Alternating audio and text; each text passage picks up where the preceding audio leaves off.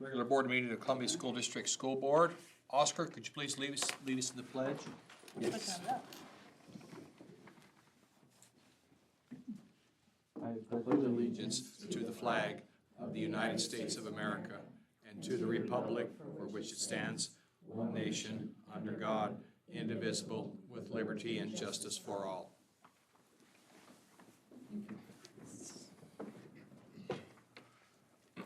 Good news. So I want to start with some exciting news. The art show, the middle school art show is up. Just concluded at ESD 123, but I just wanted to show and share some names and some artwork. We actually had quite a few participants this year in this year's art show. So you can see we had a lot of students showcasing their work this year at the ESD in Pasco. There's just a brief summary of some names and some samples that you'll see in there in front of you.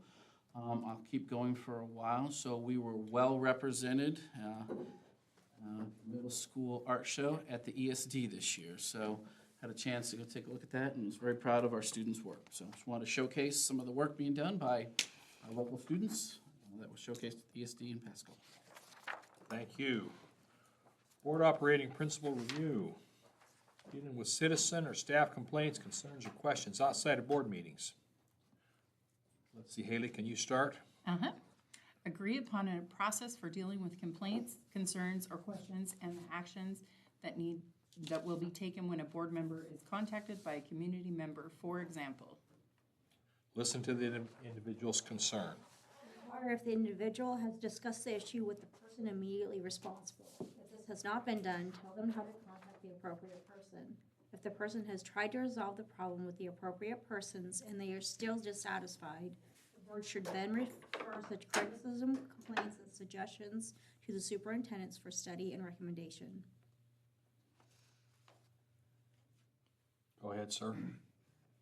Explain that as a final resource, a complaint can be submitted to the board, but that the board practice is to refer complaints to the superintendent before taking any action. Explain that complaints raised against individuals cannot be addressed in a public meeting. Be cautious of giving the appearance of agreeing with the person. Sometimes just listening makes people think you're on their side. Remember that anything you say might be understood as the position of the board or the administration. Thank you very much. Very straightforward. Any changes or additions to the agenda? No change to tonight's agenda. It'll play out exactly as it is in front of you. Consent agenda. I make a motion to accept the consent agenda. I'll second. Motion's been made and seconded. Any further commentary or questions about the consent agenda? The personnel, the payables, or anything else? Reminder, what you have in front of you is the 27-28 district calendar. The board approved the 26-27 calendar last spring. So as we've been typically trying to do, staying 2 years ahead so we can get these out for our families. We've got a lot of good feedback past that so they can plan vacations, make those things on there. So tonight, the calendar you're looking at, reminder, is 2 years ahead of us. Okay. Any other discussion? All in favor? Aye. Any opposed? Thank you. Hearing of visitors. Thank you, Mr. Alley, for being with us. Okay. Reports and discussion.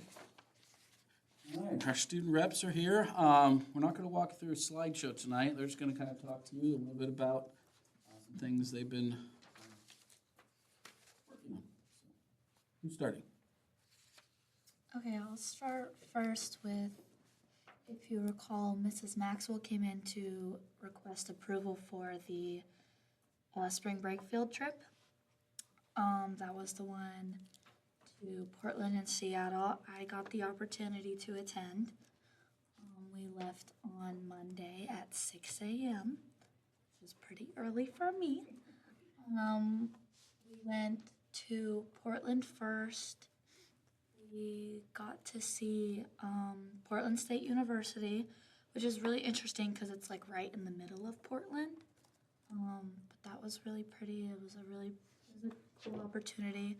We got to go to Nike headquarters, which was super duper cool. They have a giant lake in the middle of all their buildings and all these statues and things dedicated to different athletes, and they have all sorts of courts and fields there. It's really beautiful. If you ever get the opportunity to go, I suggest you do. It's really lovely.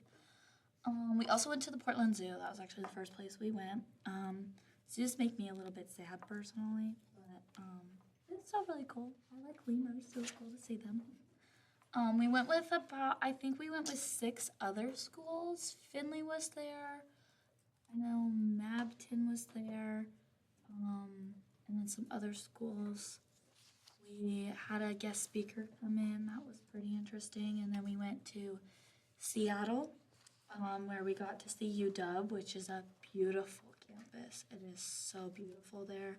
And they have cherry blossom trees that were in bloom. So those were also really pretty. And it was really interesting because a few of the frats were out actually like selling different things. So it was cool to see like that part of campus life. And then we got to eat in their food court, and it was really good. And then we went to Boeing, the airplane factory, which I actually had gotten really sick while we were at UW, so I didn't get to go on the tour. But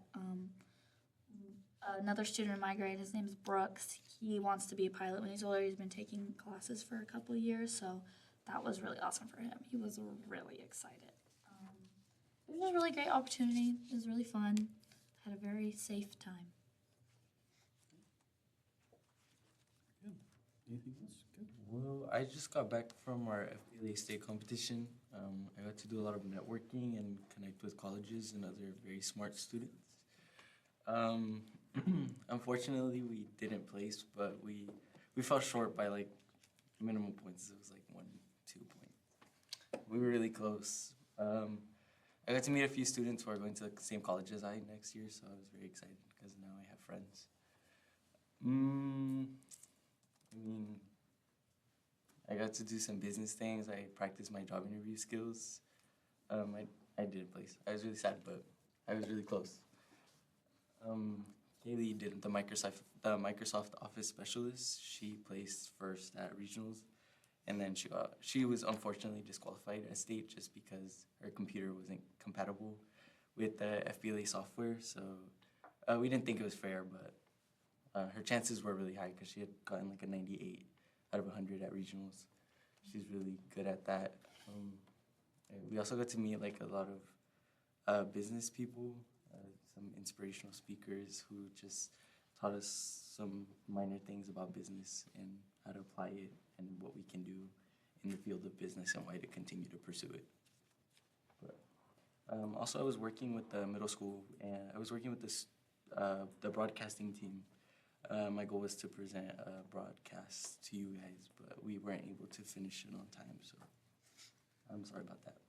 We literally we were gonna finish it tomorrow, so it was one day too late. But I wanted to show you guys the behind the scenes of broadcasting and how it connects to CTE and the opportunities it brings to students at our school. I want to speak for Oscar. We talk about and we're able to publicize so much of what we do extracurricular, and a lot of times, athletics is just what you see. It's very visible, but we had a group of kids up there for FBLA that really put a lot of heart and soul into a lot of stuff that they did, and I'm going to brag specifically about Oscar himself, kind of watching him grow through that process, working through that. I mean, it's unfortunate. It's maybe not as visible as sometimes we see on the play fields, but you had a lot of kids that really put a lot of hard work into this, and it was fun to watch him specifically kind of grow through this process. So really proud of the work he put into that and the work they all did when they went away. So, thank you. All right. Anything you want to add?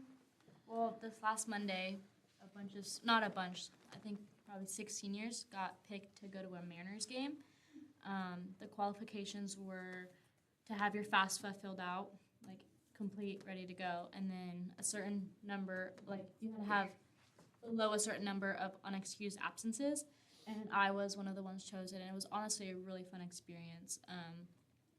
We went with, I think, 3 other schools, Yakima, at least on our bus. I don't know all the schools that were there, but it was really fun. I got to talk to some students that I don't really talk to at school.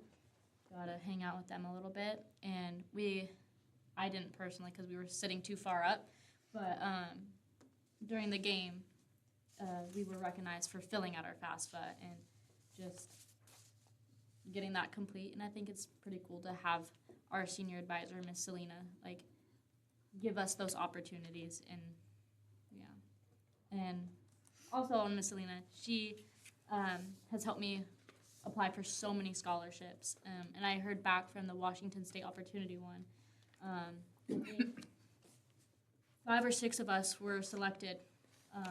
We get up to $22,500 for college, and that's just one of however many every student applies for. So I wouldn't have known about it if she didn't tell me. So I just will praise her over and over about how good her program is.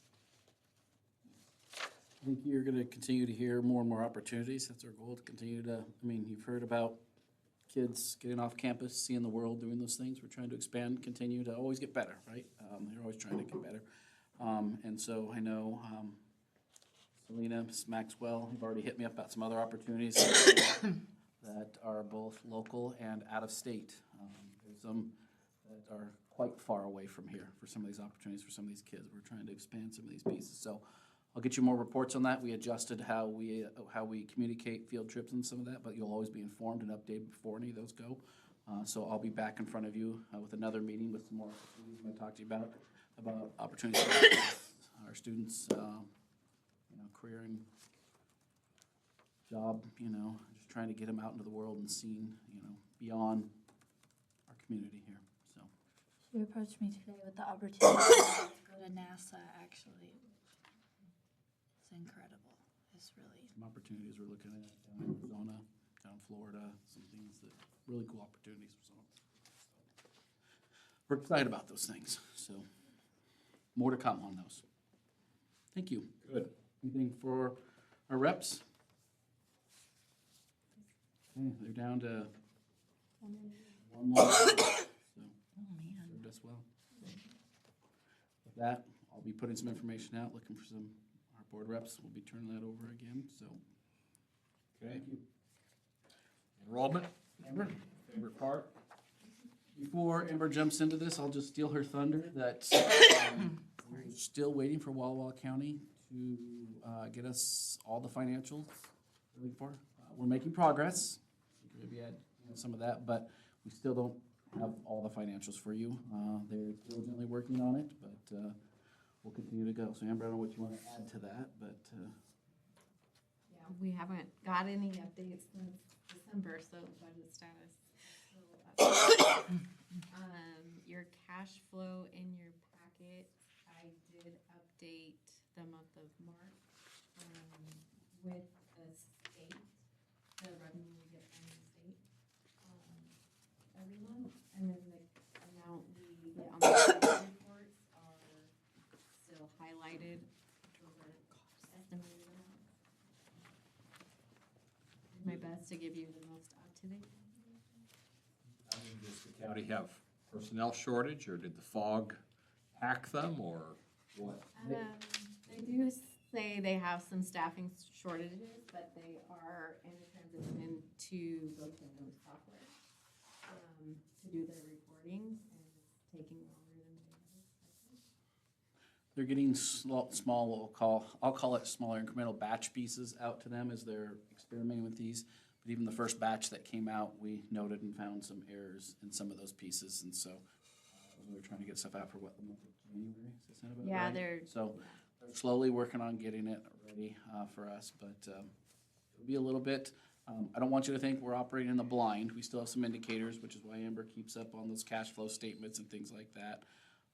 But it sure would be nice to get you actual numbers up here.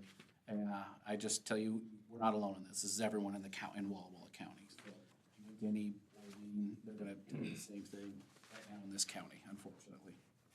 So. So we will start with enrollment. For the month of April, we are at 736.87, and our average is at 744.57.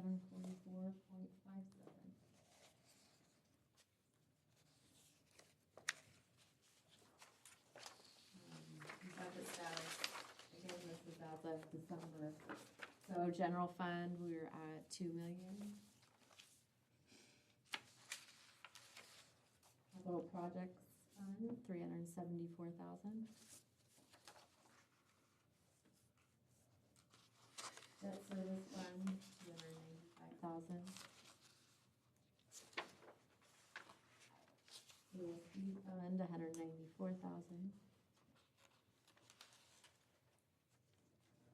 And transportation fund, $136,000. Obviously, we'll come to you when we have updated numbers. Each month we'll do a report out to you. We're hoping we very shortly have some updates for you. Actively still in the process of creating budgets for next year and trying to finalize and round out this year. So kind of living in two different worlds. Questions? Enrollment? Budget status? When do we cut a check to buy our next bus? We're anticipating the delivery of that bus September or October, so we would do that next fall on the delivery of that.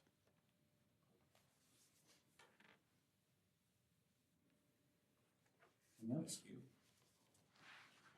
Okay, we're gonna hand it over to our monthly CT administrative report, and I have Keely Gant, our CT director here, that's gonna walk you through our district plan and into your Perkins update. So, Keely, thank you for being here. That's my slide. Your slide will follow after this. That was my just intro slide.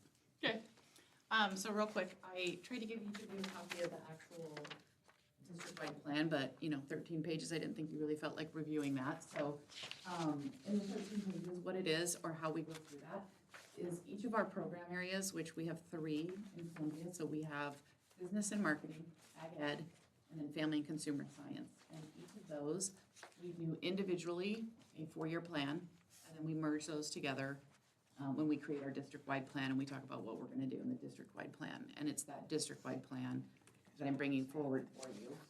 So you can kind of see also then within that, OSPI has 16 different quality criteria that they ask career and technical education to assess all of our programs by. So that's what's physically on your desk. You can see some of the comments of like what our goals are over the next 4 years, like what's our current state, and then where we're gonna go over the next 4 years. But I think rather than go through that piece by piece, which might bore you to death, I always think it's better, just again, to kind of see and hear from our students and our teachers, and kind of where we're at. So one of the big lifts we had this last year, obviously, was really getting the business and marketing up and running again. And we had it, but we did some, newness, I put it as. So we hired a new teacher because with Patty's retirement, we hired Matt Johnson. Matt came to us from Granger. So he was a teacher there. He was a DECA advisor, so he was new to FBLA this year when he came to us. But he had also been involved in their, as their IT tech kind of person, website manager. He's also got some background in website, visual communications, business operations, and fiscal or financial. So some business management background behind him. We had, as we talked about last year, we put 30 new Dell computers into that computer room with 30 new monitors. A lot of that was grant funded. And then with additional grant funding or different grant funding, but with grant funding, we were able to then renew some curriculum that we had for the Dave Ramsey for personal finance and the MindTap for Microsoft Office. And then we've been working this whole last year, and on the April 15th deadline, we submitted for framework approval so that we can start integrating what we're doing and you mentioned to that point of the 7th and 8th grade, what Lori's doing down in the middle school. So she's got a 7th grade class that is a visual communications, multimedia class, and an 8th grade class. It's kind of a stair step, and then a broadcasting class.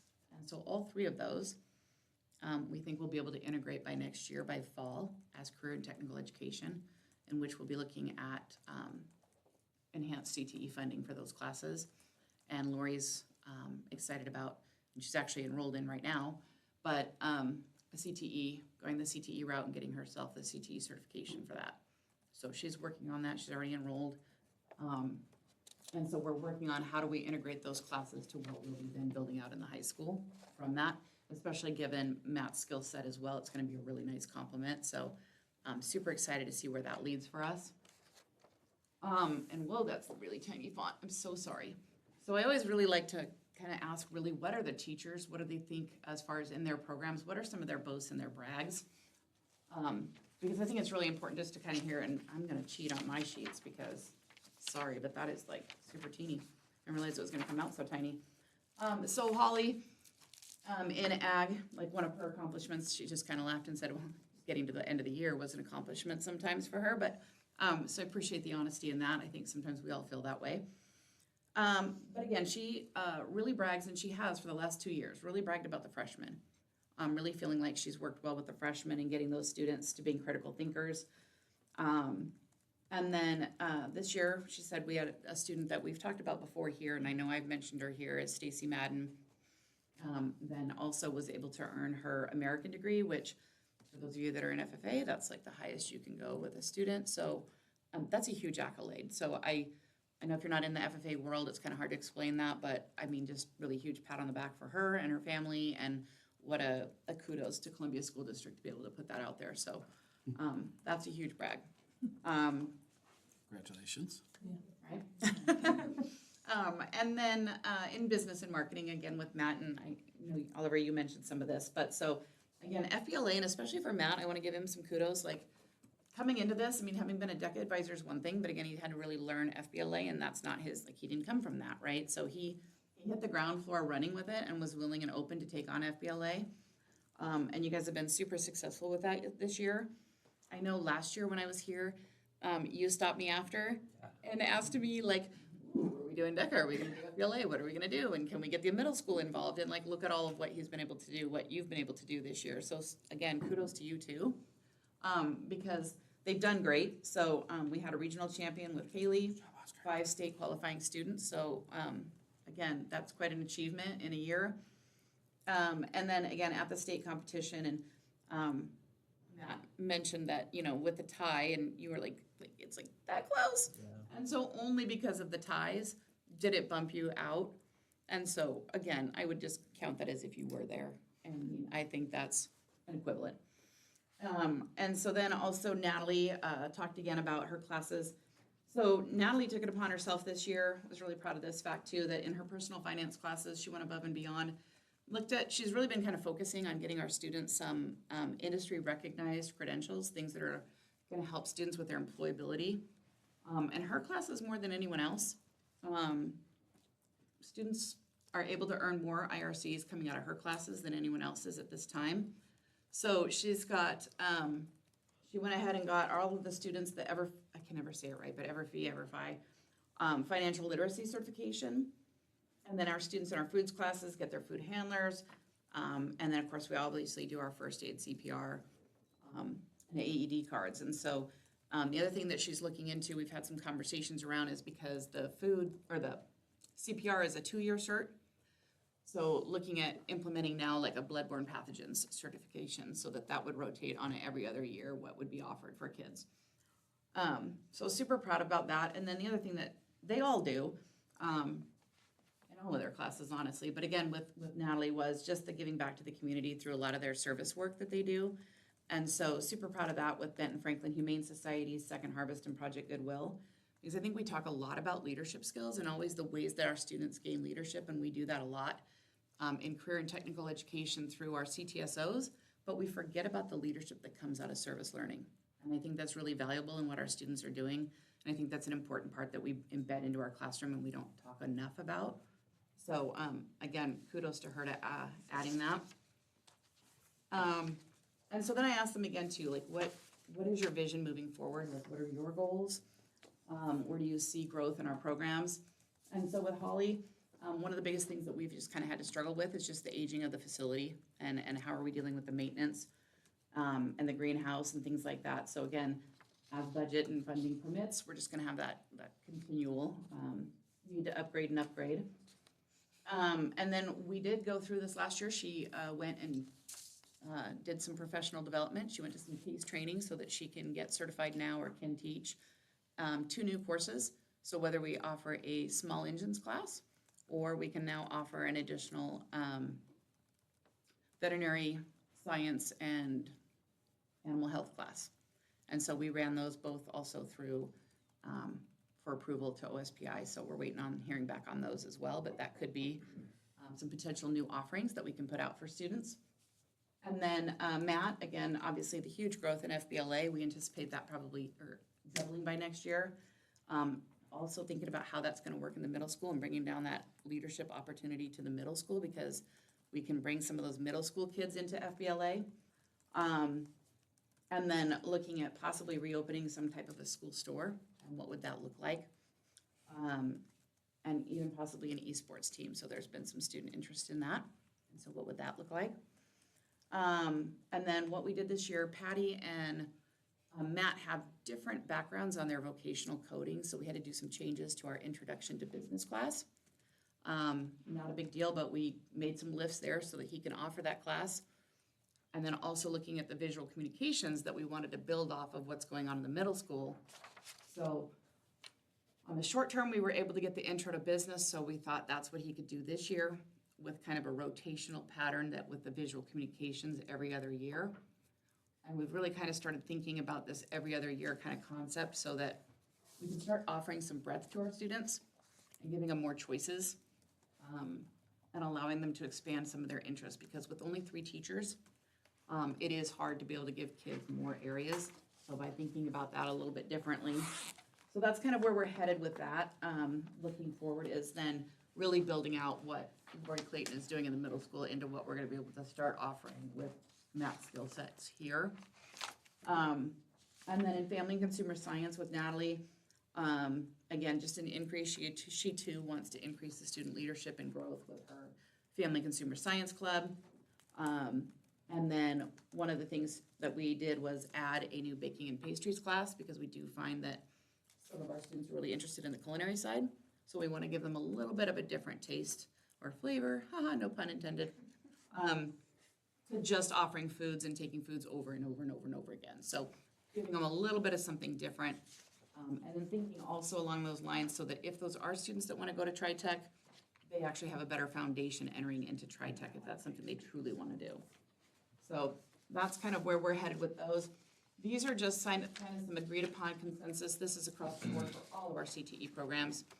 So no matter what class we're talking about, but again, wanting to increase our involvement in the leadership components. Really, as we're talking about our classes and we're thinking about course offerings, we really need to be thinking about our high school and beyond plan and our grad plan. So we're looking at a lot of what classes can we offer credit equivalencies, so we add flexibility in their choices. So if they're looking at a 3rd year math, like can they take a CTE class that meets that too? Can they take an English class that is CTE or English? So trying to build that out for students so that they have opportunities. So like we added a business communications class that's a 3rd year English or 4th year English. And then again, we're always on the search for advisory committee members. We would really like to continue to expand that. We're often pretty tight. We need a minimum of 3 in each program area to sign off on things. So I know you guys are busy, but if you have friends, love to take more advisory members and expand that and diversify that. And then again, as budgets permit, we understand transportation and travel can be difficult, but really wanting to get our students as much out to industry or industry into us in as many ways as we can. Whether that's bringing in guest speakers, field trips, tours, hands-on projects, whatever it is, however it is, we really want to connect our industry with what's going on in the classroom. So that's a crucial piece of what we do. And then just kind of some quick photos, because I think it's always really nice to highlight and actually see what our students are doing. So on the far left, this is our ag program had gone out and done the Bikes for Tykes. Again, this is kind of one of our community service things that we do. The middle photo, I have a glare, but the middle photo, I believe, is what our students are doing where this, I think I talked about this last year, but the students actually created this concept or this idea, but they go down into the lower age groups, classrooms, and teach ag. And so they kind of get a concept of what would it be like to be an ag educator. So it's part of that unit, but at the same time, it's a promotional piece for ag, and it helps bring in that pipeline of students into what's going on in our high school. And then the pink pig, that was a student's SAE project that they had sold, I believe, at it might have been during the plant sale, but I just know it was one of their SAE projects, which SAE is a supervised agricultural experience. And then the upper project, that's Holly, because I asked them to this time. I said, please don't be afraid to send me photos of yourselves, because I really want to embed that in here, because what you guys are doing is important as well. This is her in the summer doing some of her professional development learning. So again, staying in tune with what's going on in our industry. So here's Holly with the bees. And then this was a group of our students at the FFA Jamboree that were competing. That was located in Findlay. And, and one of my photos rotated, but that's okay, we can just turn our heads, it works. This is business and marketing, and so again, these were the competitions from the customer service, 2 individuals who stay qualified for that. And then, well, that was, my bad, I'm sorry, I didn't mean to cut you guys off. Oh, sorry, Oscar, I cut you off. So that's the team that, that were state FBLA competitors, so. Really is a good photo of Oscar, sorry. Right? I I'm got like, lost in translation. I'm so sorry. In the the rotation. transition. Shoot, I'm sorry. Great photo, Oscar.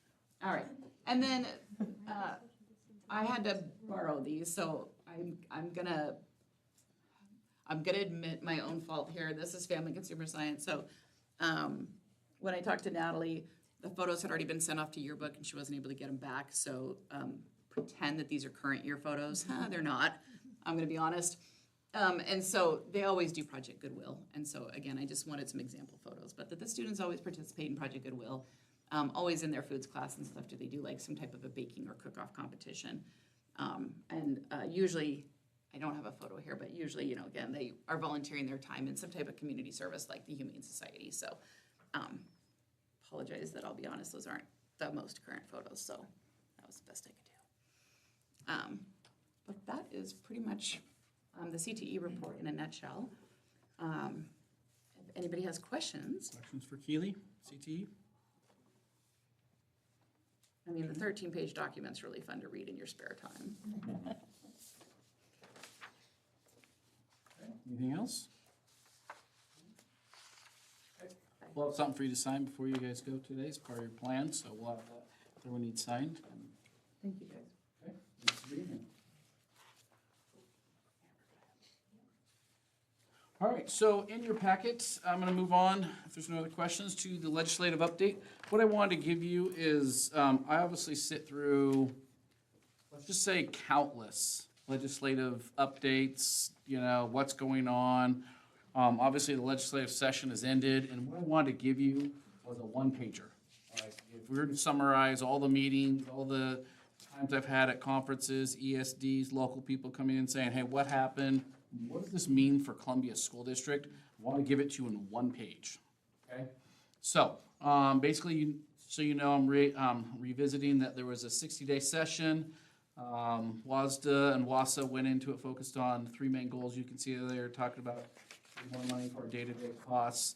A lot of unfunded mandates through bills and things that are coming through, so we're always trying to manage unfunded mandates and securing money for building improvements. There was some work done on that, so in the past, I've talked to you guys that we did get with grant information, we did get our name on that list for the small and rural schools improvement dollars.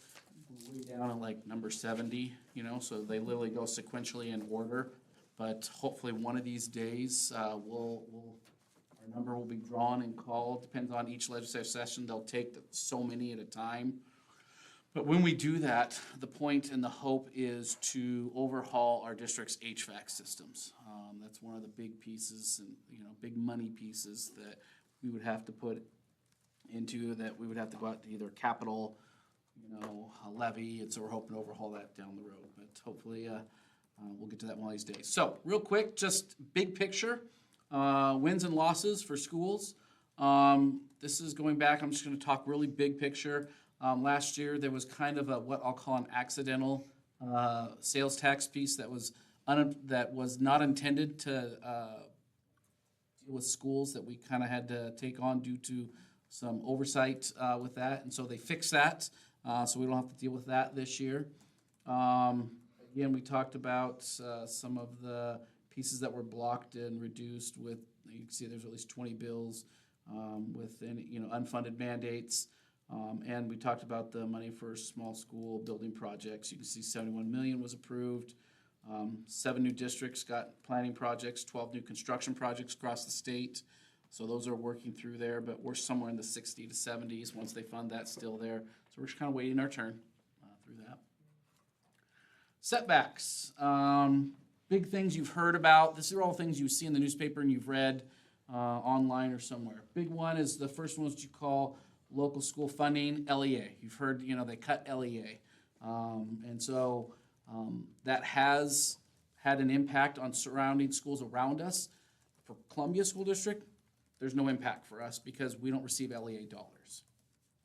So even though you're going to hear about it, read it in the newspaper, that some people were affected by this, for us, that was no hit for us. Okay? I can tell you the pre-K, which is our TK program, they literally cut,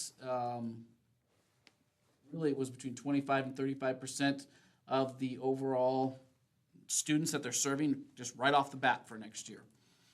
We had 16 what we call FTEs, so we had 16 spots for students this year. We lost a 1/10 of a spot. So we're getting paid for 15.9 spots next year. So really we did well. It's not anything that's going to change our programming and what we have, so we're still going to be able to offer TK next year. Again, there's a lot of schools around us that took large hits in this area, but we were able to maintain that, and really it had to do with how we put kids in. When we lost kids, we dropped kids right back in. We didn't allow that, so they had to have a mechanism for how they reduce. Some schools not using all their sections and got a bunch of that stuff cut. So 2 out of 3, we're doing okay. The third one is affecting us a little bit more. And you've heard me talk a little bit about transportation because we keep all our buses that are on routes on the depreciation schedule. What they ended up doing with the depreciation schedule is they lengthened it. So you got to keep in mind that this is a short-term site, what they were trying to solve. They had budget issues, they need to find it, so they thought, here's an easy way to cut what's going out to schools from this much to this much. And how they did that was by taking, if you would say, what's on a 12 to 15-year depreciation schedule, they extended it. So they're just going to pay it out a couple more years. Again, I'm not going to tell you long-term, it's not going to save the state a whole lot. In fact, it'll cost the state more money long-term. But what they did is short-term, because at that end of that year, remember, they pay what I call like a balloon payment to a bus, right? So if you're getting so much, at the end, you get a decent chunk at the end to help offset, to replace that bus. For example, a bus you get 4,000, 3,000, 2,000. That last payment, you might get 20 or 30,000 because you're trying to offset the cost. So all they did is they extended that balloon payment out a couple years. That balloon payment, unfortunately, goes on the average cost to replace that bus. So by doing that, they're extending that out, and that bus is worth more 2 to 3 years now. So the total, what they're going to pay us out for that bus in the end is more, but in the short term, they need to cut money now, right? So they're just not paying us nearly as much. So that will have minor effect on us. It will not affect us not being able to pay for the bus. We'll still have the money to pay for it. It's going to be a little tighter, we believe, and if so, we've got ways to go about doing this. So that is what I'd call a minor inconvenience, but it's not going to overhaul any way we change or do business. So we are going to operate business as we always have throughout this year. We planned a budget moving into next year, very similar to what we're going to do this year. Okay, sound about right, Amber? Questions on that? That's really, you're going to read all this stuff and see all this stuff, and you're going to hear districts that didn't get hurt through all this. So I don't want to say that it's not out there. There were cuts. We did okay. Okay. Questions on that? Not hearing any. We move forward to our next report. This one is an update. So a couple months ago, I talked to you about the Walla Walla County Sidewalk Project. So our last report, I want to show you a couple of things, okay? So if you remember, I mentioned to you that Walla Walla County approached us about securing dollars, grant dollars. This is not, and I want you to hear me, if you could take away one thing from this and share this with our community, this is not a Columbia School District funded project. It is a grant-funded project they're receiving from the Climate Commitment Act through Walla Walla County, okay? So they came out with an initial drawing design on what would it take to create safer walk routes for students from one of our downtown areas to get to our campuses. And that's what the goal of these grant dollars are. So it was about a month or two ago, I showed you an initial drawing. They then took it out to the community, they took it out to DOT, they got feedback, and I'm showing you the updated map. So I'll walk you through this because I want to show you really what this means for us. It's big picture, it's great because we will have safer walking routes for students.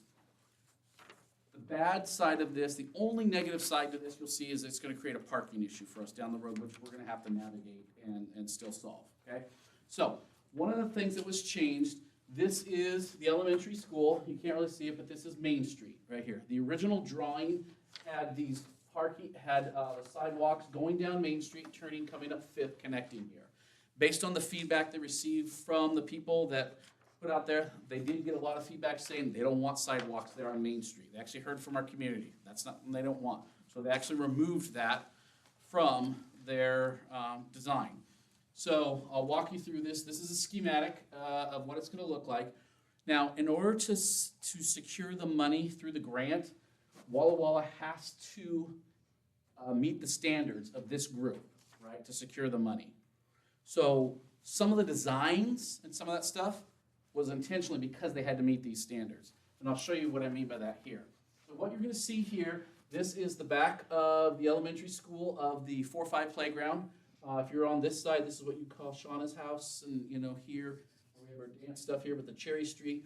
The problem this is going to cause for us at the elementary is going to be a parking piece, and I've already started talking with Jillian about what do we do about after-school parking. Because if you look at this, this is the road you're going to see on two sides. So if you're going to and from both sides, this is what we call the south side down here. It's going to edge off to the existing ground and gravel. So the south side here will not change. Nothing will happen here. But on the north side attached to the school, you see we have a brand new curb. Okay, so it's a cement curb, so it's going to go up. So on the end of a school day, we got cars parked all along on both sides of here and then back here. You're not going to be able to park on the north side of this street following this summer if this goes through. Because you're going to have a curb and a safety buffer. That safety buffer, you can see just like it is there. It's a painted line. They've got to do something. They talked about a texture piece for ADA purposes. If someone was walking along with a cane, they can feel something, different so they're not walking off the road. There for that. But then you see on there, and this is not a good drawing of that, but I believe it says on there, I want to make sure I got this right on this side. Yeah, you are correct when you see that. It is a 13-foot sidewalk.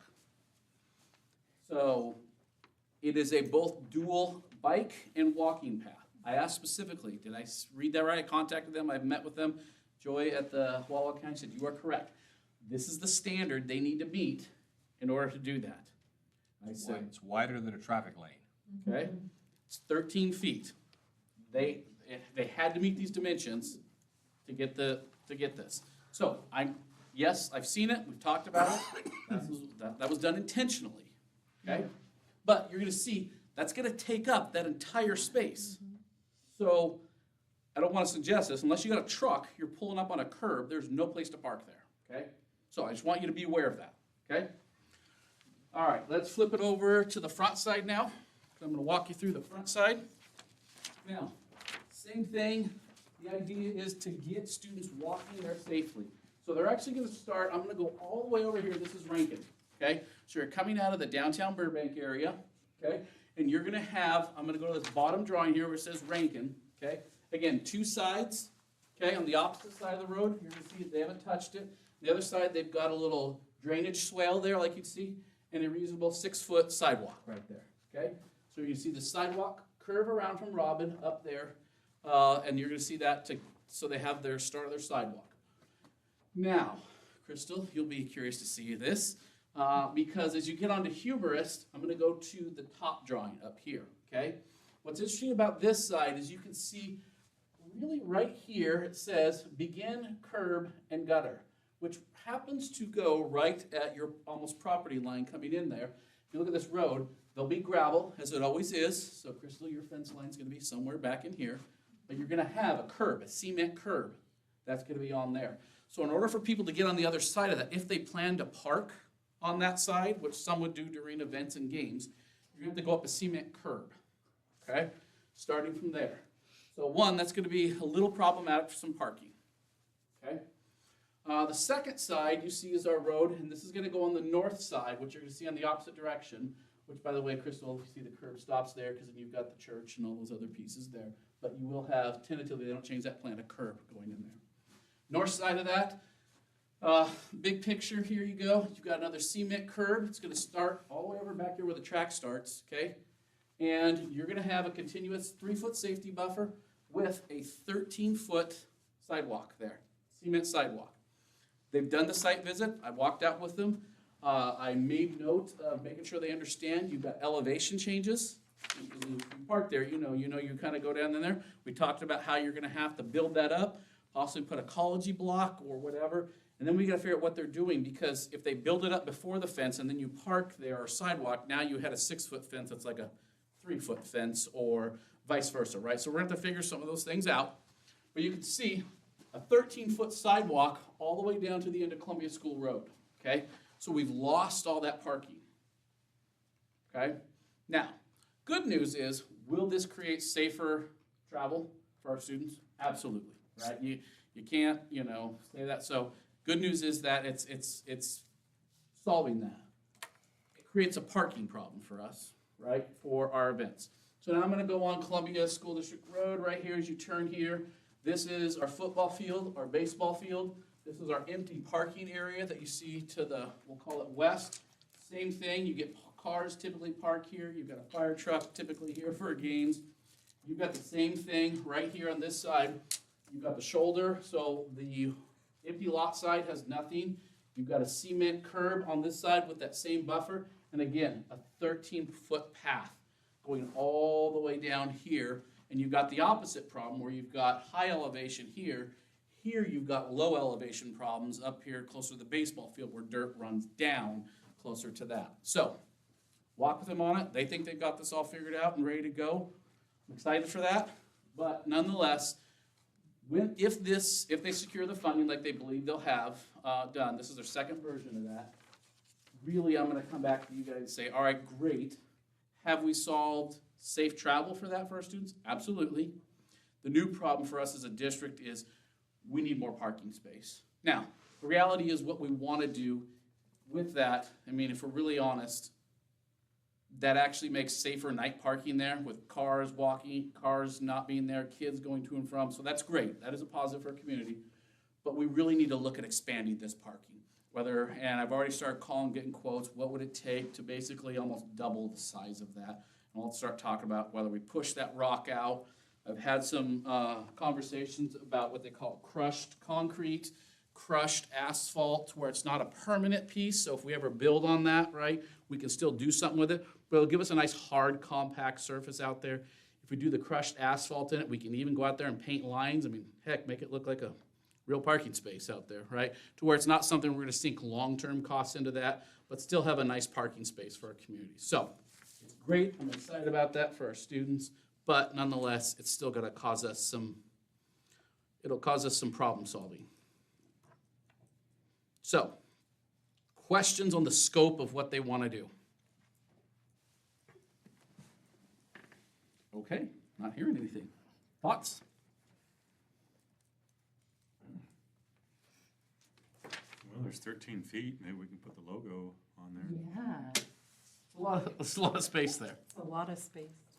Yeah. Graffiti. Okay, so you know about it, so it doesn't shock you if I come back and say, hey, I'm looking at these quotes to expand some pieces on there. I'm just trying to set the stage for, there's probably gonna come a time where I'm gonna come and talk to you about and ask for expanding some of that stuff. What does the R/W stand for? You can tell me where we're at?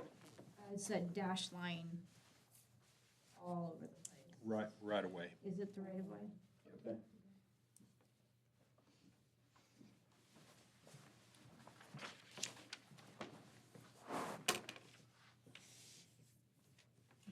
that means. It's probably the right of way on that.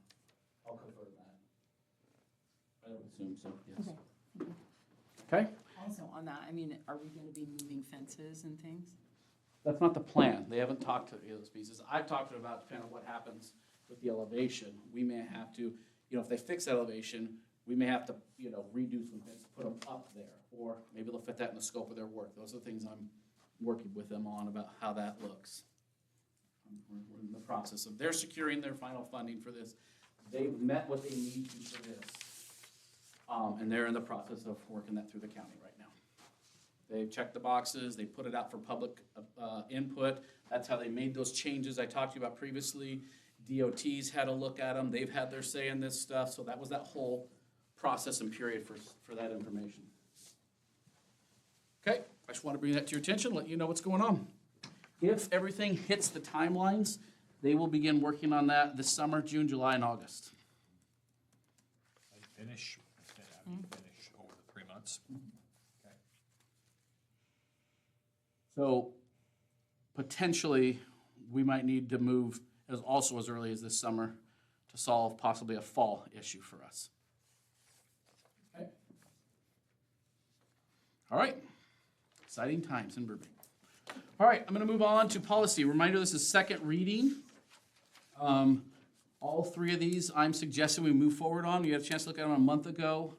One I asked for, it was important, not a critical one, but I asked for that one because it removed unnecessary language we had for that. The other two are critical based on revisions that we're suggesting. So if you have any questions, feel free to let me know, but seeking approval on the second reading through policy.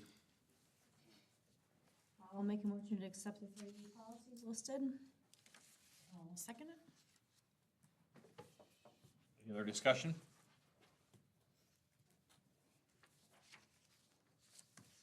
All in favor? Aye.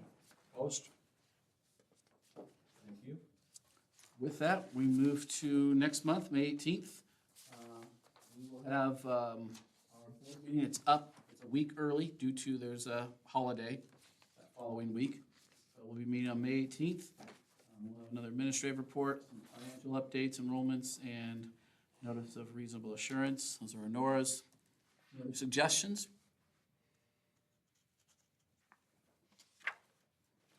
Not hearing any. Mr. Chairman, it's yours to conclude. Is there anything else we need to bring up? High school graduation is Friday, June 5th. Same time? Okay. I have a question. So I was talking to some seniors. I've heard that we've done graduation on the football field before. Why did we stop doing that? Because people It's know historic. it's so good out there on the football field. Don't what? Sorry. Really, Brad should have been here for this, because. Well, historically, it's kind of been a decision of the class, Okay. and everybody understands that when you elect to have it outside, you do have some risk of the weather not cooperating. Okay. But inside, you don't have that risk, but if you want to have it outside, I mean, you can have it outside. Okay. Right? It's up to the class. I just didn't know if there was like a specific reason why they stopped. It was sometime before it got here, and it was always put back to senior class has a say in how that works. Yeah, I feel like when we got the new gym, it became, there was more room. Because my class had bad weather, so we had to graduate in that gym, which was not fun. Excuse me. I'm sorry, go ahead. No, I had nothing more. It was just a question. I suggest you No, I think take it with Miss Kelly. and we can- We had it outside more than a few times after we had the gym remodeled. It just kind of moved back and forth. Just So, Todd, I'll work with you. Monday, May 18th is also the WASDA Area 11 Director Meeting in Walla Walla. That is correct. So I was gonna talk to you guys about that afterwards, about the conflict of that. Outside of that, we'd have to move it up 2 weeks, but you are correct. You beat me to the punch on that one. So remind you that our spring regional meeting is scheduled for Walla Walla on the 18th. So we can talk about how you wanna manage or handle that. Okay?